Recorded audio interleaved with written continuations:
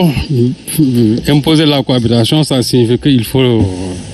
que l'opposition soit majoritaire à l'Assemblée nationale. waaye askan bi loolu mooy seen bëgg-bëgg waa AR aussi loolu mooy seen bëgg-bëgg parce que programme yi may dégg fii pour nga mën ko exécuter. en majorité quand même nga yore les leviers de l'exécutif mais xam nga dafa am loo xamante ne tey ça risque de poser problème au niveau de la constitution au cas où mu fekk ne. au niveau de la constitution. oui. parce que constitution bi li mu wax c'est clair c'est le président qui définit la politique de la nation. effectivement. loolu c'est clair en France c'est pas le président c'est le premier ministre qui définit la politique de la nation moo tax foofu bu fekkente ne l'opposition est majoritaire ñoom dañuy samp seen gouvernement être sous la coupe du président de la République et en même temps ñoom doxal seen programme mais fii si c'est le président qui définit la politique de la nation je ne comprends pas comment demain même si l'opposition est majoritaire ñoom nan la ñu mën a ne dañuy samp gouvernement parce que ba léegi aussi da ngay dégg ñuy wax fii. moo tax ma laaj ko tout à l'heure est-ce que et au risque d'aller au cas où bu fekkee ne demain am na fi majorité mën nañ dem vers une crise institutionnelle demain parce que ku nekk dafa am noo xam moom nga ko jàngatee ñii jàpp nañ ne bu ñu majoritaire ñoom war nañ mën a samp un gouvernement samp seen premier ministre samp seen gouvernement comme ça se fait en France mais les régimes ne sont pas les mêmes ñun on a un régime vraiment présidentiel. En France on a un régime semi-présidentiel c'est-à-dire presque sax parlementaire au point que foofu boo amee majorité à l'Assemblée nationale yow yaay samp ce gouvernement mais bien sûr sous l'autorité du président de la République. On l'a vu avec le cas de François Mitterrand sous la cohabitation avec Jacques Chirac je crois donc il faut ñu résoudre problème yooyu ba pare sinon programme yi may dégg fii yëpp gars yi di wax aussi ku ci dem assemblée soo amul majorité tu ne peux pas mën a exercer programme boobu c'est pas possible. J'ai vu le programme de AR j'attends le programme de Yewwi Askan Wi mais loo ci mun wax aussi programme yooyu pour les mettre en application il faut que nga téye les leviers de l'exécutif pour mën ko c'est pas à travers des lois rek non il faut nga yor exécutif pour mën a doxal yenn programme yi donc loolu aussi je crois que ñi nga xamante ne ñoom ñoo nekk ci terrain politique bi di wax ak askan bi il faut que ça soit clair à leur niveau parce que souvent nit ñi aussi ni ñuy waxee seen programme yi dañ koy wax comme si da ngay def ne c'est on est dans une campagne présidentielle alors que on est dans une campagne législative te loolu aussi ça diffère moo tax souvent même le discours est un peu flou mais xam nga Sénégal on parle de programme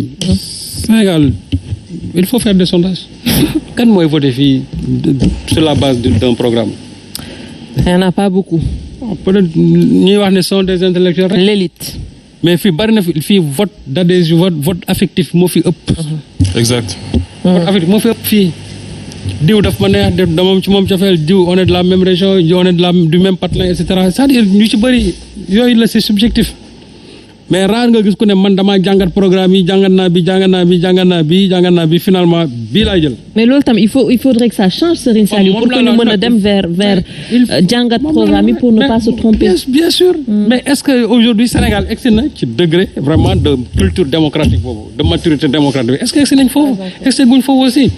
parce que ñun suñu politiciens yu ci bëri ils considèrent la population comme un bétail électoral parce que boo ñëwee nga génne sa xaalis nga jël nit jox ko pour mu voter la wala nga jël nit di jël ay carte d'identité wala nga ne nit soo demee voter ba pare indil ma bulletin keneen mais kooku seentul moom ci nga lire programme am moom li ko intéresse simplement mooy xob yi mais moom seentul nga ñëw jàngat programme am nga voter ko sur la base d'un programme moo tax ma ne d'abord politiciens yi yenn politiciens yi il faut d'abord qu'ils commencent à respecter ñi nga xamante ne ñoom ñoo leen di voter mais fii la plupart du temps ñaata ngay dégg ñu ne achat de conscience régime yi fi jaar yëpp ils ont utilisé l'argent comme pour acheter des votes muy Senghor Diouf Wade Macky Sall et qui sait demain ñi nga xamante ne ñoo fi nekk aussi est-ce qu'ils ne vont pas faire le même procédé c'est-à-dire il faut quand même ñu réglementer le jeu politique fii tant que amul une lumière sur d'abord les fonds de campagne yi nga xam moom la ñuy utiliser parce que ba léegi ñi nga xamante ne dañuy utiliser fonds de campagne yi amul benn kuréel goo xam mooy saytu xaalis bi nga xamante ne moom la ñu war a utiliser ak ci ban anam lañ koy utiliser en France am na plafond boo xam ne soo ko rombee yoon dal sa kaw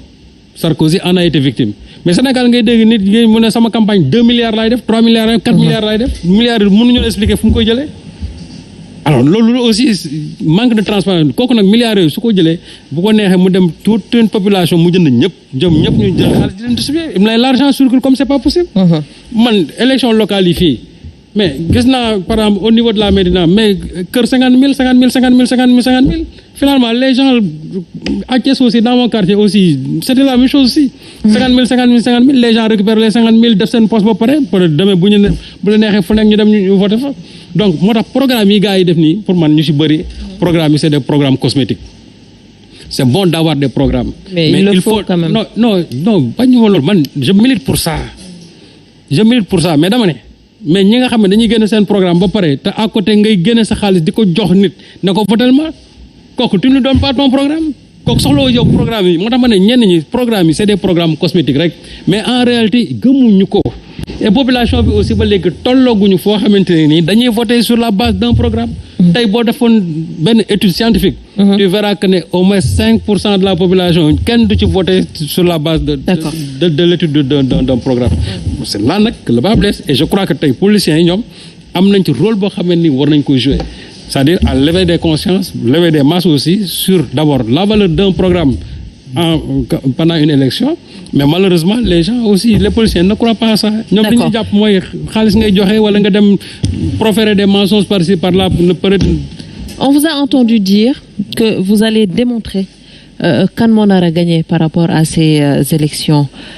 législatives fan nga ko teg ak comment démontrer cela. Enfin dama lay bàyyi primeur nga wax kan nga xalaat ni que moom mooy gagner ces élections. Je suis loin d'être un naïf. Et dañuy xool li nga xamante ni moo xew ci élection présidentielle. Que nous sommes dans un système absolument présidentiel. nga analyser résultats yu mujj am récemment. local tey configuration bi nga xamante ni am nañ ko. et qui m'exclut de raisonner en moyenne. bu ñu paree élection yi di ngeen gis ni le président de la République aura au moins 80% de l'effectif de l'Assemblée nationale. Comment ça fan nga ko teg? Si je peux me développer étape par étape séquentiellement. Et puis qu'est-ce qui est intéressant? Voilà. Est-ce que c'est le fait que Macky Sall perte élection législative yi li am importance mooy il lui reste constitutionnellement 2 ans. Est-ce que le Sénégal est crédible ci 2 ans yi ñu jëm d'ici 2024 pour am les moyens d'une politique progressiste? La réponse est oui. Parce que tey fu nekk nii Sénégal géré ngeen Covid bi traversé des moments de décroissance fatale pour la planète mais masha Allah génn ngeen ci avec peu de moyens. Tey fu mu nekk nii sur les marchés mais financiers 2 ans yi nga xamante ni des na mun ngeen ko vérifier. Sénégal dina am possibilité mën a am près de 15 000 à 20 000 milliards de francs CFA. li am solo mooy est-ce que opposition bi wala ñi nga xamante ni dañu ànd ak le président Macky Sall li am solo mooy ñoom nan la ñu war a mën a def pour canaliser les derniers efforts en 2020 d'ici 2024 pour que askanu Sénégal génn ci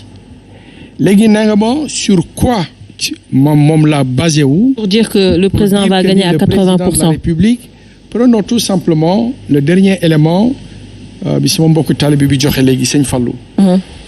nee na ki nga xamante ni c'est le représentant légal de l'opposition démocratique parce qu'il y a 2 oppositions au Sénégal. L'opposition alimentaire et l'opposition démocratique et j'ose dire aujourd'hui que cette opposition mais démocratique Ousmane Sonko mi ngi ci. Il y a une opposition alimentaire mooy ñi nga xamante ni ñoom la ñu appeler les transhumants. ñooñu il ne m'intéresse pas et un pays a besoin d'une opposition démocratique républicaine tey fu mu nekk nii boo leen xoolee li nga xamante ni moo doon les votants en nombre, en effectif, li ci Macky Sall am en différentiel est tellement énorme par rapport ak yeneen ñi ni ñu dispersé wu et législative yi ñu dem aar dafa soxla ay députés Yewwi Askan Wi soxla ay députés defuñu un principe de coalition franche boo xamante ni ñoom jël nañu axe pour daaneel li fii le président Macky Sall teg te yàggul di ngeen gis ni dans peu de temps li ma wax di ngeen ci teg seen bët non cela veut dire que oui non damay déglu nee naa la sur les inscrits des votants le différentiel d'individus est tellement énorme que nit ñooñu ñoom ñooy ñëwaat pour voter pour les législatives quand je dis mes 80% c'est tout simplement que di ngeen teg seen bët qu'il y aura une raz-de-marée boo xamante ni moom la Benno Bokk Yaakaar maanaam di am mais ñoom buñ gagné est-ce que li ñu war a defal Sénégal dañuy continuer ci logique bi nga xamante ni c'est une logique de raté parce que tey fi mu nekk nii Sénégal askan wi dañu sonn xale yi amuñu xëy. Avant ñuy dem ci problème mu askan bi on peut être d'accord avec vous que opposition suñu boole woon seen force dina gën a am impact mais de là à dire que wala déduire que boole wuñ ko ça va dina bàyyi champ au président de la République ba mu gagner à 80%. Est-ce que c'est pas est-ce que le président a densifié et il va continuer à densifier. Il a densifié quoi? Qu'est-ce qu'il a densifié? Le président li nga xamante ni mooy li fi romb ba ñoom ñuy def seen analyse di wax ni 80% ainsi de suite et puis sur leur analyse man je ne suis pas ni pour Macky ni pour Sonko je suis pour le Sénégal qui gagne et qui va gagner tey fu mu nekk nii boo jëlee les votants ñi nga xamante ni ñoo inscrire dem votel dans les locales l'opposition mais démocratique et l'opposition mais alimentaire ñi nga xamante ni maanaam c'est des transhumants dem ci feneen pour leur profit mais personnel ñooñu voix yooyu ñu am nga xamante ni c'est des voix achetées te wax ngeen ko nit ñi xamuñu projet xamuñu maanaam nan la ñuy liire li leen ñi soxla seen voix. Ces voix achetées ne pèsent pas lourd quand même. Est-ce que mën nañ ko comptabiliser par rapport ak li ngay wax parce qu'on a vu ce qui s'est passé ci élection législative il y a eu ces voix transférées mais pourtant l'électorat n'a pas suivi. da ngay yaakaar ni Sénégal Dakar la et Thiès ou Rufisque Sénégal c'est de Ourossogui à Ouro Halfa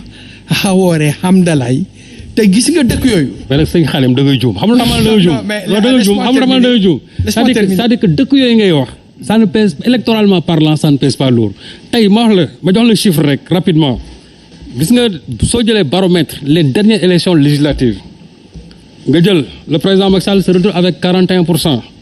nga jël la jonction Wallu Yewwi ils font plus que Macky Sall. La jonction des deux ils font plus waxuma sax ay gëm sa bopp ak ñeneen ñi tegu ci. Mais je dis que ñaar ñooñu rek il suffit d'aller prendre ñoom c'est-à-dire il dépasse en matière en termes de voix dañu romb le président Macky Sall. Donc moo tax ma ne la analyse bi ngay def aussi parce que boo nee ay Dakar ak yooyu xam nga souvent nit ñi daan way mais Dakar ce qui représente mais l'axe Dakar Thiès comment dirais-je Diourbel Casamance colonne vertébrale boobu. c'est xool il constitue 52% de l'électorat du Sénégal. axe boobu laa la wax axe te boo xoolee axe boobu calcule le nombre de députation par zone. waaw moom laa la moo tax ma ne axe boobu yëpp boo ko jëlee tey au plan départemental. boo ko jëloon tey fi ñu toll nii axe boobu yëpp c'est l'opposition qui est majoritaire dans toute cette axe là. moo tax ma ne tey bu ñuy wax Dakar. Dakar li muy représenté. prend tout le Fouta boo jëlee sama Parcelles Assainies bii moo ko ëpp. ma loolu donc nag c'est pas en termes de parce que souvent aussi analyse bi nga xamante ne ceux qui sont du pouvoir et loolu dafa daal Abdoulaye Wade dañ naan oui nous avons tant de communes yi la ñu am loolu daf ça les gis nga ñu koy def ñoo gën a xam ne yow d'accord tu peux prendre 100 communes nga ñëw fii Parcelles Assainies moo leen ëpp D'accord, ma yëgal loolu donc baromètre boo ko doon jël tey sur les dernières élections la jonction Yewwi Wallu rek font plus que ce que Benno Bokk Yaakaar a eu. Très bien. Exact. 30 est-ce secondes. que ci gëm sa bopp. ma jox ko 30 secondes ma jox ko mu continuer comme ça nga mu balayer lépp. Oui, s'il vous plaît 30 est-ce secondes que sur rek. les 2 ans jusqu'en 2024 calculer ngeen ban groupement moo mën a pousser Sénégal dans les 2 ans pour que coono bi ñu nekk nii maanaam ñu génn ci. Alors Mayal Fadilou 30 secondes rek mu interpeller la et rapidement il faut que ñu dem aussi de l'autre côté jox Cheikh ba pare Fadilou. li mu fi sëñ Xaare mujjee wax léegi Yewwi Askan Wi dynamique boobu la nekk. maanaam abréger les souffrances. des populations fii ak 2024 ak yooyu. donc loolu ci loolu la nekk mais dama wax rek ne comme sëñ Sall lu mu wax dafa am solo di nga chiffres yi faut les prendre les éplucher et bien les traiter dafa am gox yoo xamante ne Yewwi Askan Wi kese dafa dem gagner. am lu mu téye boo xoolee suffrage yëpp globalement dañoo téye président Macky Sall boo ko defee comparaison bi entre suffrage bi nga xamante ne moo exprimé woon lors des élections 2019 ñu jëlee ko fi mu nekkoon ci 58 yooyu moo waxoon ne ci la nekk indi ko ba 41% globalement ça va agir sur la liste nationale boo demee gox par gox. la stratégie elle est très claire et simple. Oui. intercoalition Wallu Yewwi ñun fa nga xamante ne am nañ fa candidat bu samp boo xamante ne am na doole war na mën a indil gars yi jafeñ-jafeñ am na notoriété bi ak tout ce qui est caractéristique boo xamante ne war na ko mën a gañeloo si législative yi kooku dañ ko samp foofu mu Yewwi Askan Wi mais aussi bépp doole bu ñu am bépp ressource bu ñu am bu mu mën di nekk ñu gis ne candidature kenn ku nekk wàllu moo ko garaw gën a mën a porter doole Yewwi Askan Wi sa gox bi tamit moom lañ ko jox donc à tous les niveaux on gagne et le cumul de tout cela bu ko rapporté au niveau national aussi daf ñuy yokkalaat le nombre de députés bi nga xamante ne war nañ ko mën a am donc il y a de fortes chances que sama sëriñ li muy wax nii on va se retrouver dans une situation contraire mais c'est que ñu constaté loo xamante ni dans tous les pays de la planète les monsieur propres n'ont jamais capitalisé plus de voix que les délinquants. Je prends l'exemple de la France avec Jospin tout simplement tey fi mu nekk nii li ma bëgg ñu bàyyi ci xel mooy dans peu de temps la vérité des urnes va parler mais nan la ñuy def ba ñi nga xamante ni jiitu nañu ñu fexe ba possibilité bi ñu am nii dans d'ici 2024 xaalis boobu dem totalement ci askan bi dimbali le secteur privé sénégalais loolu ay solution yu mën a taxaw la léegi-léegi que ça soit yéen ngeen gagné wala ñeneen boo leen gagné potentiellement est-ce que cette signature facile sur les firmes financières internationales ou certains des États est-ce que loolu le fait que ngeen nekk débutant pour la gestion mais d'un État est-ce que d'ici 2022 2024 xaalis boobu dinañ ko mën a am pour mu jëriñ askanu Sénégal donc dans l'élégance démocratique man li ma gëm te bëgg ko mooy yéen ñi nekk ci opposition bi na ngeen nekk en phase ak ñi nga xamante ni ñooy diriger pour l'intérêt seulement des Sénégalais des populations sénégalaises loolu nañ ci taxaw d'ici 2024 coono bi askan wi nekk ñu trouver solution tout de suite boo leen ko xamul